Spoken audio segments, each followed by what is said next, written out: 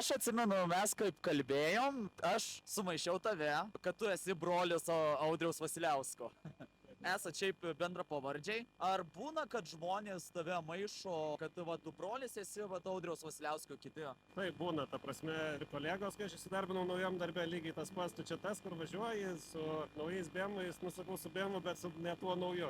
Mes drifte esam realiai Vasiliauskai, būtent su pavardė, mes esam 3. Tai 2 Andriai yra iš Kauno, vienas važiuoja, kitas mechanikauja, tai yra Era Customs įkūrėjas, kiek aš žinau, nu ir aš iš Vilniaus. O šiaip kiek tu 10 metų ar kiek tu čia dabar lenktyniauji? Aš realiai mašiną šitą turiu, dabar jau šiais metais bus 15 metų. Aš ją nusipirkau studijų laikais, kai pamačiau dar pirmus Urmo čempionatus. Įsimylėjau chuligankės iš karto.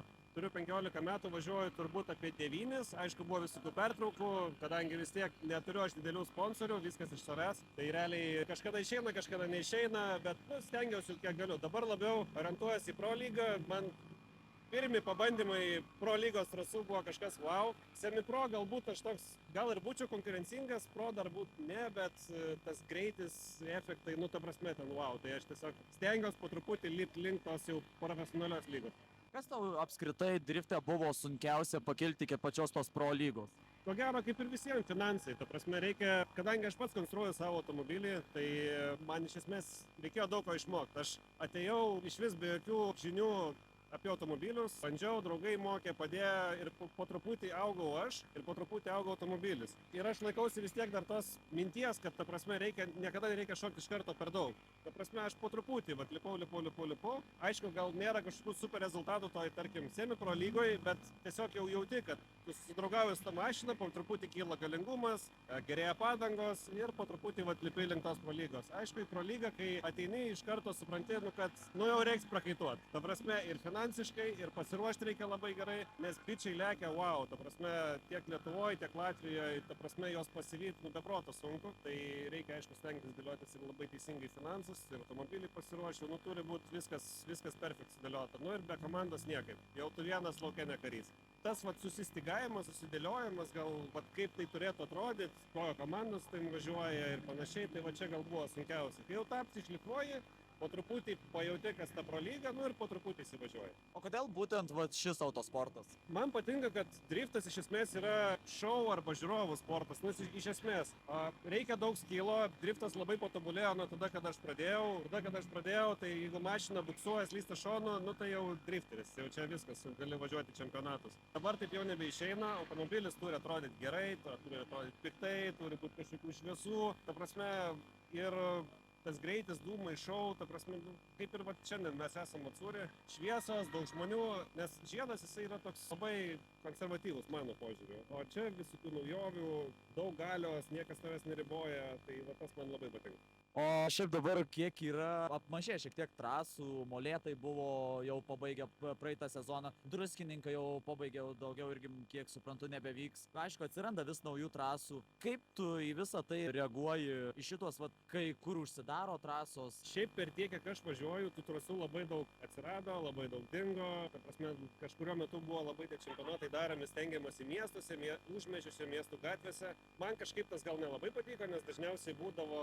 tos trasos tokios labai ribotos, labai siauros, tos traktorijos tokios tiesiogiai mėtytis ir panašiai, nelabai man kažkaip patiko. Bet ir tų aikštelių buvo ir Marijampolė ne vieną kartą atsiradusi, dingusi, ta prasme, tai ir dabar aš matau, kad tų aikštelių lyg ir atsiranda, turim side to side, žinau, kad atsidarys nauja aikštelė prie Vilniaus, 30 km.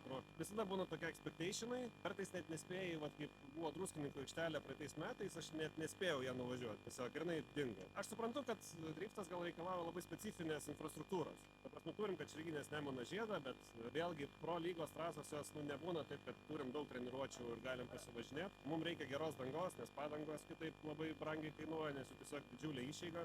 O dabar aš žiūriu, kad šiaip pasiskaičiavus, jeigu jau žiūri biškį toliau Lietuvos, jau tų treniruočių vietų pakankamai yra nemažai. Na prasme, gali susistiguoti, turim vietą panašią, kaip Škuršėnuose turim Klaipėdoje, jinai gal biškutį mažesnė, bet tu nori ir gerai susistiguoji, tai šiaip yra kur treniruotis, negalėčiau skųstis dabar. Dabar, tarkim, palyginus pirmą ir dabartinį Matsuri, ant kiek tavo pačio akimis pasikeitė tas pats lygis? Aš matau, kad gal pradinė Matsuri buvo tokios labiau street lygos mašinos. Ta prasme, dar buvo aišku, jisai šviežias, ne visi suprato, ta prasme, ką čia vežtis, kai kurie atsiveždavo pro bildus ir ta prasme, jie kaip ir netinka, nes trasa nėra tokia greita. Dabar, kadangi buvo vizitavę mane tėvai šiandien ir man patiko labai geras posakis, kad sako, nuo to pirmo karto, kai mes buvom čia ir dabar tai sako kažkoks kosmosas. Nes žmonių kiekis, automobilių kiekis ir dauguma automobilių paruošti, paklijuoti, padažyti, ratai gražus, ta prasme, kolektyvas labai daug investuoja. Ta prasme, nebėra to, kaip anksčiau pas mus labai dažnai būdavo, kad nusipirki automobilį, nesvarbu kaip jis atrodo, visiškai svarbu važiuoja ir viskas gerai.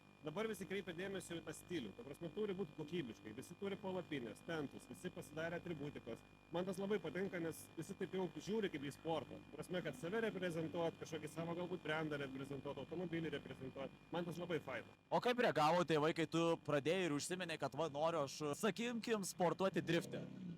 Tėvai nelabai suprato ir kitas dalykas, pradžios pačios jie aišku nežino, nes tai buvo ir biški gatvių, biški, ten visokių dalykų.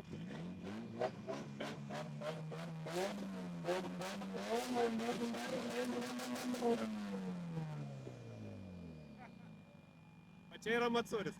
Čia tai tikrai Matsuris. Va čia Matsuris. Jo, bet šiaip viskas tvarkoja, aš mamą pravežiau Kačerginės Nemuno žiede, 160 metrį, sakė, labai gerai varom dar. Jeigu, vat, įsivaizduokim toksai hipotetinis klausimas. Jeigu, tarkim, nesvarbu, nebūtų limito, vat, biudžeto, kokį, vat, projektą tu norėtum pasidaryti mašinos? Aš kol kas turbūt, jeigu taip atsidarytų limitas, piniginė atsivertų labai plačiai, aš manau, kad aš vis tiek likčiau prie šitos mašinos. Aš ją žinau, jinai labai lengva, labai staigi. Vėliau gal galima evoliucionuoti, kai jau tu supranti, bet joj dar yra va tiek ką padaryti, tiek aklių prasme, tiek važiuoklės prasme. Vis dėlto chuligankė yra chuligankė, aš myliu ją ir aš jos tikrai neišmesiu, net jeigu aš daryčiau antrą bildą, jinai stovėtų pas mane garaže. Tai ko gero tobulinčiau šitą, kai pamatyčiau galbūt jau techniškai jos galimybių ribas, tada jau įdėčiau prie kažkokio kito projekto. Okay, super. Ačiū tau, gero vakaro ir gero Matsurio. Ačiū.